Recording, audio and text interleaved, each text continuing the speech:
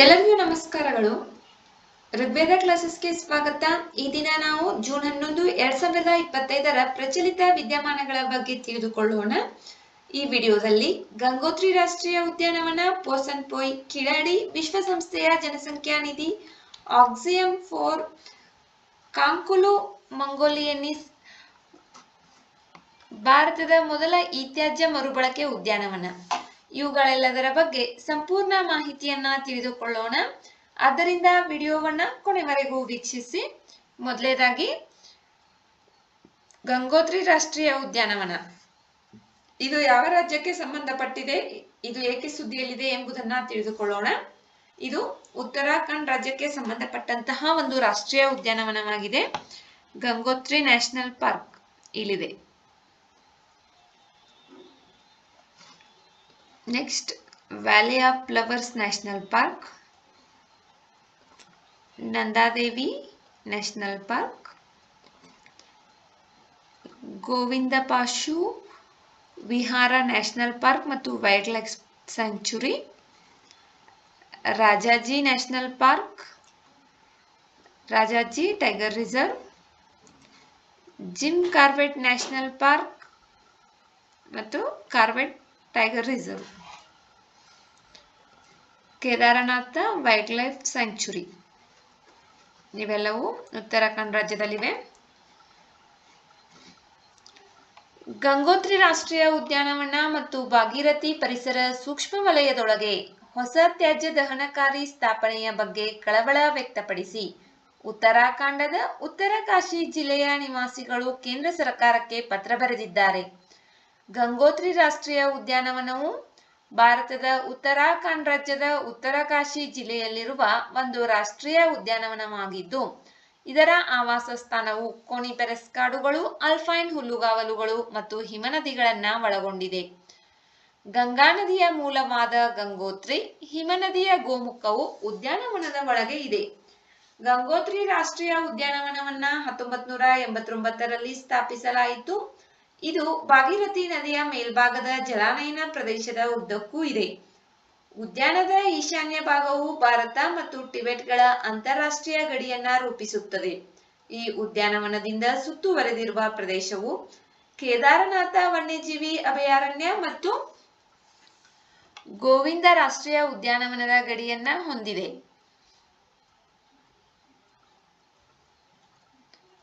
ಉದ್ಯಾನವನದಲ್ಲಿರುವ ಪರ್ವತಗಳು ಪೂರ್ವ ಹಿಮಾಲಯದ ಉಪಶ್ರೇಣಿಯಾದ ಗರ್ವಾಲ್ ಹಿಮಾಲಯದ ಗಂಗೋತ್ರಿ ಗುಂಪಿನ ಭಾಗವಾಗಿದೆ.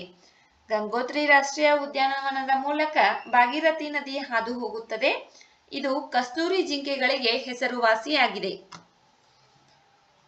ಗಂಗೋತ್ರಿ ರಾಷ್ಟ್ರೀಯ ಉದ್ಯಾನವನ ಯಾವ ರಾಜ್ಯದಲ್ಲಿದೆ? ಉತ್ತರಾಖಂಡ್ ರಾಜ್ಯದಲ್ಲಿದೆ. ಇದನ್ನ ಯಾವಾಗ ಸ್ಥಾಪಿಸಲಾಯಿತು?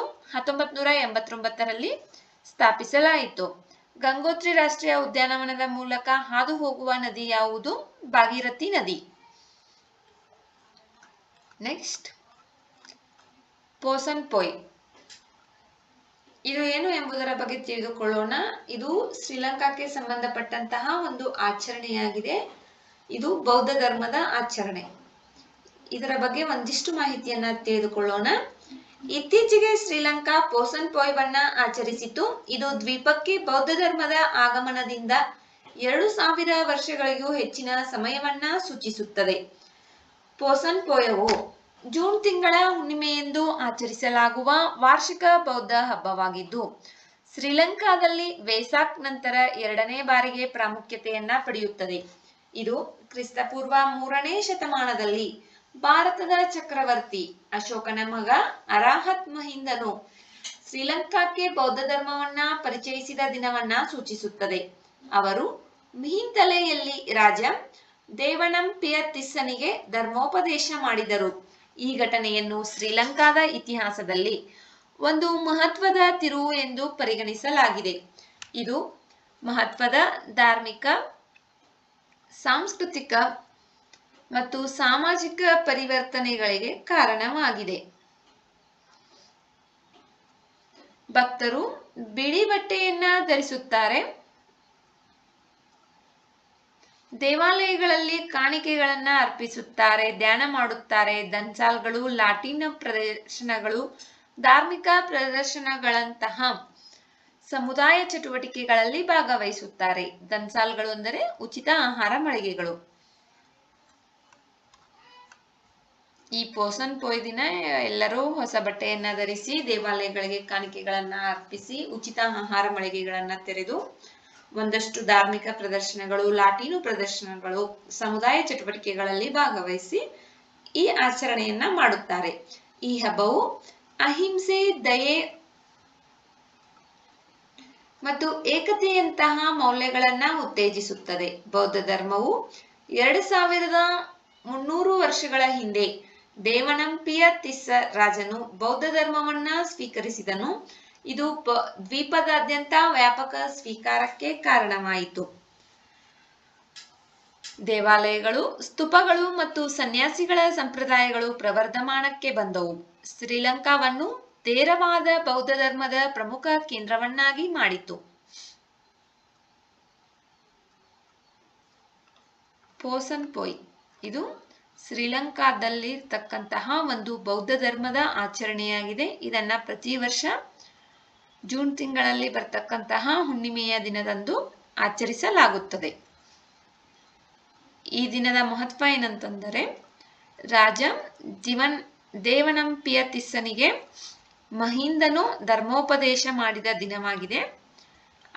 ಅದನ್ನ ಪೋಸನ ಪೋಯವನ್ನ ಶ್ರೀಲಂಕಾದಲ್ಲಿ ಭಕ್ತರು ಬಿಳಿ ಬಟ್ಟೆವನ್ನ ಧರಿಸಿ ದೇವಾಲಯಗಳಿಗೆ ಕಾಣಿಕೆಗಳನ್ನ ಅರ್ಪಿಸಿ ಧ್ಯಾನವನ್ನ ಮಾಡುವುದರ ಮೂಲಕ ದನ್ಸಾಲ್ಗಳನ್ನ ತೆರೆದು ಲಾಟೀನು ಪ್ರದರ್ಶನ, ಧಾರ್ಮಿಕ ಪ್ರದರ್ಶನಗಳಲ್ಲಿ ಭಾಗವಹಿಸಿ ಈ ಪೋಸನ ಪೋಯವನ್ನ ಆಚರಿಸುತ್ತಾರೆ. ನೆಕ್ಸ್ಟ್, ಖಿಳಡಿ. ಇದು ಎಲ್ಲಿದೆ, ಯಾವ ರಾಜ್ಯಕ್ಕೆ ಸಂಬಂಧಪಟ್ಟಿದೆ, ಏಕೆ ಸುದ್ದಿಯಲ್ಲಿದೆ ಎಂಬುದರ ಬಗ್ಗೆ ತಿಳಿದುಕೊಳ್ಳೋಣ. ಇದನ್ನ ನಾವು ಖಿಜಾಡಿ ಎಂದು ಕೂಡ ಕರೆಯಲಾಗುತ್ತದೆ. ಇದು ತಮಿಳುನಾಡಿನ ರಾಜ್ಯಕ್ಕೆ ಸಂಬಂಧಪಟ್ಟಂತಹ ಒಂದು ಸ್ಥಳವಾಗಿದೆ. ಇದರ ಬಗ್ಗೆ ತಿಳಿದುಕೊಳ್ಳೋಣ. ಖಿಜಾಡಿ ಎಂದು ಕರೆಯಲ್ಪಡುವ ಖಿಳಡಿ ಭಾರತದ ತಮಿಳುನಾಡಿನ ಮದುರೈ ಮತ್ತು ಶಿವಗಂಗೈ ಜಿಲ್ಲೆಗಳ ನಡುವಿನ ಗಡಿಯಲ್ಲಿರುವ ಮಾನಾಮದುರೈ ಪುರಸಭೆಯ ನಿಯಂತ್ರಣದಲ್ಲಿರುವ ಸಿಲೈಮಾನ್ ಗ್ರಾಮದ ಬಳಿ ಇರುವ ಒಂದು ಹಳ್ಳಿಯಾಗಿದೆ. ಖಿಳಡಿ ಉತ್ಖನನ ಸ್ಥಳವು ಈ ಪ್ರದೇಶದಲ್ಲಿದೆ. ಭಾರತೀಯ ಪುರಾತತ್ವ ಸಮೀಕ್ಷೆ ಮತ್ತು ತಮಿಳುನಾಡು ಪುರಾತತ್ವ ಇಲಾಖೆ ನಡೆಸಿದ ಉತ್ಖನನಗಳು ರೇಡಿಯೋ ಕಾರ್ಬನ್ ಡೇಟಿಂಗ್ ಮೂಲಕ ಕ್ರಿಸ್ತಪೂರ್ವ 6ನೇ ಶತಮಾನಕ್ಕೆ ಸೇರಿದ ಸಂಗಮ ಯುಗದ ವಸಾಹತುಗಳನ್ನ ಬಹಿರಂಗಪಡಿಸಿವೆ. BCE before common era. ಇದು ವೈಗೈ ನದಿಯ ದಂಡೆಯಲ್ಲಿದೆ. ಕುಂಬಾರಿಕೆ, ಕೆತ್ತಿದ ಮಡಿಕೆ ಚೂರುಗಳು, ಚಿನ್ನದ ಆಭರಣಗಳು, ತಾಮ್ರದ ವಸ್ತುಗಳು, ಅರೆ ಅಮೂಲ್ಯ ಕಲ್ಲುಗಳು, ಚಿಪ್ಪು, ದಂತದ ಬಳೆಗಳು, ಗಾಜಿನ ಮಣಿಗಳು, ಸ್ಪಿಂಡಲ್ ಸುರುಳಿಗಳು, ಟೆರಾಕೋಟಾ ಮುದ್ರೆಗಳು ಮತ್ತು ನೇಯ್ಗೆ ಉಪಕರಣಗಳು ಸೇರಿದಂತೆ 18,000ಕ್ಕೂ ಹೆಚ್ಚು ಕಲಾಕೃತಿಗಳ ಪತ್ತೆಯಾಗಿವೆ. ಈ ಸ್ಥಳವು ಮಡಿಕೆಗಳ ರಾಶಿಗಳನ್ನ ಮತ್ತು ತಮಿಳು ಬ್ರಾಹ್ಮಿ ಶಾಸನಗಳನ್ನ ಹೊಂದಿರುವ 120ಕ್ಕೂ ಹೆಚ್ಚು ಮಡಿಕೆ ಚೂರುಗಳನ್ನ ನೀಡಿದೆ.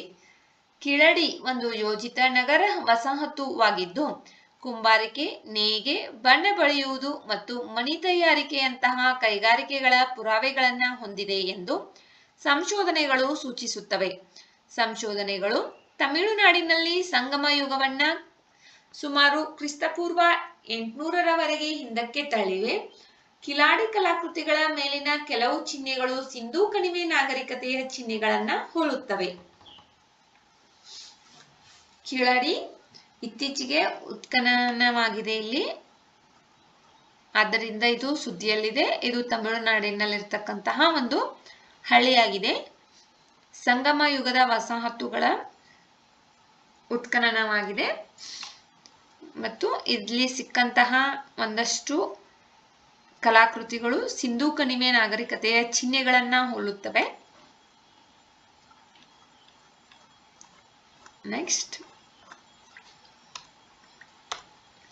ವಿಶ್ವಸಂಸ್ಥೆಯ ಜನಸಂಖ್ಯಾ ನಿಧಿ, ಯುನೈಟೆಡ್ ನೇಷನ್ಸ್ ಪಾಪ್ಯುಲೇಷನ್ ಫಂಡ್. ಇತ್ತೀಚೆಗೆ ವಿಶ್ವಸಂಸ್ಥೆಯ ಜನಸಂಖ್ಯಾ ನಿಧಿಯ 2025ರ ವಿಶ್ವ ಜನಸಂಖ್ಯಾ ಸ್ಥಿತಿ ವರದಿಯು ನಿಜವಾದ ಫಲವತ್ತತೆ ಬಿಕ್ಕಟ್ಟು, ದ ರಿಯಲ್ ಫರ್ಟಿಲಿಟಿ ಕ್ರೈಸಿಸ್ ಎಂಬ ಶೀರ್ಷಿಕೆಯನ್ನು ಹೊಂದಿದ್ದು ಪ್ರತಿ 3 ವಯಸ್ಕ ಭಾರತೀಯರಲ್ಲಿ ಒಬ್ಬರು ಅನಿರೀಕ್ಷಿತ ಗರ್ಭಧಾರಣೆಯನ್ನ ಎದುರಿಸುತ್ತಿದ್ದಾರೆ. ಆದರೆ 30% ಜನರು ಹೆಚ್ಚು ಅಥವಾ ಕಡಿಮೆ ಮಕ್ಕಳನ್ನು ಹೊಂದುವ ಅತೃಪ್ತ ಬಯಕೆಯನ್ನ ಅನುಭವಿಸುತ್ತಿದ್ದಾರೆ ಎಂದು ಹೇಳುತ್ತದೆ. ವಿಶ್ವಸಂಸ್ಥೆಯ ಜನಸಂಖ್ಯಾ ನಿಧಿ ಇದು ಜನಸಂಖ್ಯೆ ಮತ್ತು ಲೈಂಗಿಕ ಸಂತಾನೋತ್ಪತ್ತಿ, ಆರೋಗ್ಯ ಕ್ಷೇತ್ರದಲ್ಲಿ ಯೋಜನೆಗಳು ಮತ್ತು ಕಾರ್ಯಕ್ರಮಗಳ ಕಾರ್ಯಗತಗೊಳಿಸುವಿಕೆಯನ್ನ ಬೆಂಬಲಿಸಲು 1968ರಲ್ಲಿ ರಚಿಸಲಾದ ಅಂತಾರಾಷ್ಟ್ರೀಯ ಅಭಿವೃದ್ಧಿ ಸಂಸ್ಥೆಯಾಗಿದೆ. ಪ್ರತಿಯೊಂದು ಗರ್ಭಧಾರಣೆ ಅಪೇಕ್ಷಣೀಯವಾಗಿರುವ, ಪ್ರತಿಯೊಂದು ಹೆರಿಗೆಯು ಸುರಕ್ಷಿತವಾಗಿರುವ ಮತ್ತು ಪ್ರತಿಯೊಬ್ಬ ಯುವಕನ ಸಾಮರ್ಥ್ಯವು ಈಡೇರುವ ಜಗತ್ತನ್ನು ತಲುಪಿಸುವುದು ಇದರ ಧ್ಯೇಯವಾಗಿದೆ. 1987ರಲ್ಲಿ ಇದನ್ನು ಅಧಿಕೃತವಾಗಿ ವಿಶ್ವಸಂಸ್ಥೆಯ ಜನಸಂಖ್ಯಾ ನಿಧಿ ಎಂದು ಮರುನಾಮಕರಣ ಮಾಡಲಾಯಿತು. ಪ್ರಾಥಮಿಕ ಅಂಕಿಅಂಶಗಳ ಸಂಗ್ರಹಕ್ಕೆ ಇದು ನೇರವಾಗಿ ಜವಾಬ್ದಾರನಾಗಿರುವುದಿಲ್ಲ. ಜನಗಣತಿ ಮತ್ತು ವಿಷಯಾಧಾರಿತ ಸಮೀಕ್ಷೆಗಳು ಮುಂತಾದ ದೇಶಗಳಲ್ಲಿನ ಸಂಖ್ಯಾಶಾಸ್ತ್ರೀಯ ಚಟುವಟಿಕೆಗಳ ತಾಂತ್ರಿಕ ಮತ್ತು ಆರ್ಥಿಕ ಬೆಂಬಲದಲ್ಲಿ ಇದು ಪ್ರಮುಖ ಪಾತ್ರ ವಹಿಸುತ್ತದೆ. ಇದು ಸಂಪೂರ್ಣವಾಗಿ ದಾನಿ ಸರ್ಕಾರಗಳು, ಅಂತರ್ ಸರ್ಕಾರಿ ಸಂಸ್ಥೆಗಳು, ಖಾಸಗಿ ವಲಯ ಮತ್ತು ಪ್ರತಿಷ್ಠಾನಗಳು, ವ್ಯಕ್ತಿಗಳ ಸ್ವಯಂ ಪ್ರೇರಿತ ಕೊಡುಗೆಗಳಿಂದ ಬೆಂಬಲಿತವಾಗಿದೆ. ವಿಶ್ವಸಂಸ್ಥೆಯ ನಿಯಮಿತ ಬಜೆಟ್ ಇದಕ್ಕೆ ಇರುವುದಿಲ್ಲ. ಇದರ ಪ್ರಧಾನ ಕಚೇರಿ ನ್ಯೂಯಾರ್ಕ್ನಲ್ಲಿದೆ. ವಿಶ್ವ ಜನಸಂಖ್ಯಾ ವರದಿಯ 1978ರಿಂದ ಪ್ರಕಟವಾಗುತ್ತಿರುವ UNFPA ವಾರ್ಷಿಕ ಪ್ರಮುಖ ಪ್ರಕಟಣೆಯಾಗಿದೆ. UNFPA ಅಂತಂದ್ರೆ ಯುನೈಟೆಡ್ ನೇಷನ್ಸ್ ಪಾಪ್ಯುಲೇಷನ್ ಫಂಡ್. ವಿಶ್ವ ಸಂಸ್ಥೆಯ ಜನಸಂಖ್ಯಾ ನಿಧಿಯನ್ನ 1968ರಲ್ಲಿ ಸ್ಥಾಪಿಸಲಾಯಿತು. ಇದರ ಪ್ರಧಾನ ಕಚೇರಿ ನ್ಯೂಯಾರ್ಕ್ನಲ್ಲಿದೆ. ವಿಶ್ವ ಜನಸಂಖ್ಯಾ ವರದಿ 1978ರಿಂದ ಪ್ರಕಟವಾಗುತ್ತಿದೆ. Next, Axiom 4 mission X4. Axiom mission 4 ದಲ್ಲಿ ಭಾರತೀಯ ಗಗನಯಾತ್ರಿ ಗ್ರೂಪ್ ಕ್ಯಾಪ್ಟನ್ ಶುಭಾಂಶು ಶುಕ್ಲಾ ಭಾಗವಹಿಸುವ ಬಗ್ಗೆ ನಿರೀಕ್ಷೆ ಮೂಡಿಸಿದ ಕೆಲವೇ ದಿನಗಳಲ್ಲಿ ಉಡಾವಣೆಯನ್ನ ಮತ್ತೆ ಮುಂದೂಡಲಾಗಿದೆ.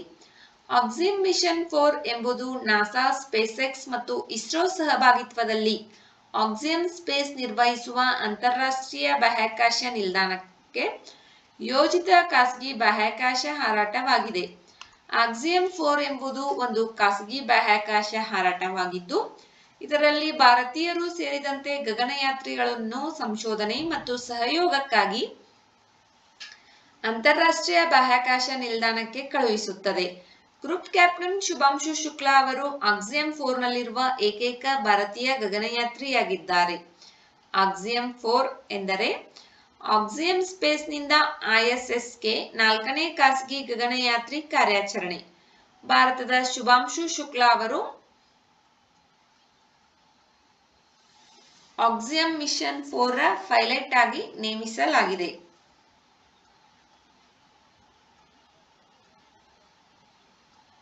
ಶುಭಾಂಶು ಶುಕ್ಲಾ ಅವರು ಉತ್ತರ ಪ್ರದೇಶದವರಾಗಿದ್ದಾರೆ. ಇವರು ಭಾರತೀಯ ವಾಯುಪಡೆಯ ಪರೀಕ್ಷಾ ಪೈಲಟ್ ಆಗಿರುತ್ತಾರೆ. ISS ಇಂಟರ್ನ್ಯಾಷನಲ್ ಸ್ಪೇಸ್ ಸ್ಟೇಷನ್ ಅಂತಾರಾಷ್ಟ್ರೀಯ ಬಾಹ್ಯಾಕಾಶ ಸಂಶೋಧನಾ ಕೇಂದ್ರ.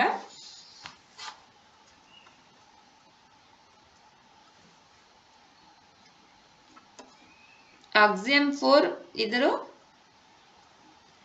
ಯಾವ ಸಂಸ್ಥೆಗಳನ್ನ ಒಳಗೊಂಡಿದೆ? ನಾಸಾ, ಸ್ಪೇಸ್ಎಕ್ಸ್ ಮತ್ತು ಇಸ್ರೋ ಇವೆಲ್ಲವುಗಳ ಸಹಭಾಗಿತ್ವದಲ್ಲಿ ಈ ಮಿಷನ್ ಆರಂಭವಾಗಿದೆ. ನೆಕ್ಸ್ಟ್, ಕಾಂಕುಲು ಮಂಗೋಲಿಯನಿಸ್ ಇದು ಏನು? ಡ್ರ್ಯಾಗನ್ ಪ್ರಿನ್ಸ್ ಎಂಬ ಅಡ್ಡ ಹೆಸರಿನ ಕಾಂಕುಲು ಮಂಗೋಲಿಯನಿಸ್ ಮಂಗೋಲಿಯಾದಿಂದ ಹೊಸದಾಗಿ ಗುರುತಿಸಲ್ಪಟ್ಟ ಟೈರಾನೋಸೊರೈಡ್ ಡೈನೋಸಾರ್ ಪ್ರಭೇದವಾಗಿದ್ದು, ವಿಶಿಷ್ಟ ವಿಕಸನೀಯ ಲಕ್ಷಣಗಳನ್ನು ಹೊಂದಿದೆ. ಮಂಗೋಲಿಯಾದ ಡ್ರ್ಯಾಗನ್ ಪ್ರಿನ್ಸ್ ಎಂಬ ಹೆಸರಿನಿಂದ ಕರೆಯಲ್ಪಡುವ ಕಾಂಕುಲು ಮಂಗೋಲಿಯನಿಸ್ ಸುಮಾರು 86 ಮಿಲಿಯನ್ ವರ್ಷಗಳ ಹಿಂದೆ ಕ್ರಿಟೇಷಿಯಸ್ ಅವಧಿಯಲ್ಲಿ ಭೂಮಿಯಲ್ಲಿ ಸಂಚರಿಸುತ್ತಿತ್ತು. ಇದರ ಆವಿಷ್ಕಾರವು ಪಳೆಯುಳಿಕೆ ದಾಖಲೆಗಳಲ್ಲಿನ ಗಮನಾರ್ಹ ಅಂತರವನ್ನ ಕಡಿಮೆ ಮಾಡಿದೆ. ಟೈರಾನೋಸಾರ್ಗಳು ಏಷ್ಯಾದಲ್ಲಿ ಹುಟ್ಟಿಕೊಂಡು ಉತ್ತರ ಅಮೆರಿಕಕ್ಕೆ ವಲಸೆ ಬಂದವು ಎಂದು ಬಹಿರಂಗಪಡಿಸಿದೆ. ಅವು ಐಕಾನಿಕ್ ಟಿ ರೆಕ್ಸ್ ಆಗಿ ವಿಕಸನಗೊಂಡಿವೆ. ಕಾಂಕುಲು ಮಂಗೋಲಿಯನಿಸ್ ಅನ್ನತಕ್ಕಂಥದ್ದು ಒಂದು ಡೈನೋಸಾರ್ದ ಪ್ರಭೇದವಾಗಿದೆ.